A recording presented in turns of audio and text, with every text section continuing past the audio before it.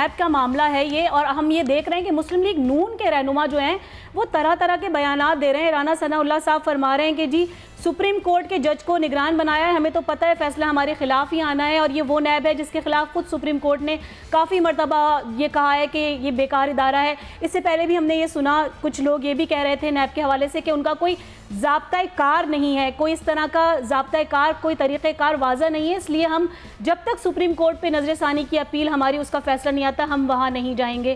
آپ کیا کہیں گے؟ اب یہ نیب ان کے لیے بیکار ادارہ ہو گیا؟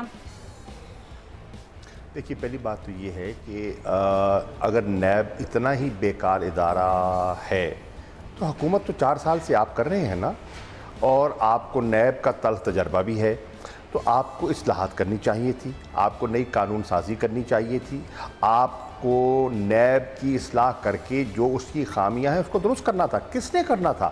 حکومت تو آج بھی آپ کی ہے، وزیر اعظم کل بھی نون کا تھا، آج بھی نون کا ہے، کابینہ کل بھی نون کی تھی، آج بھی نون کی ہے۔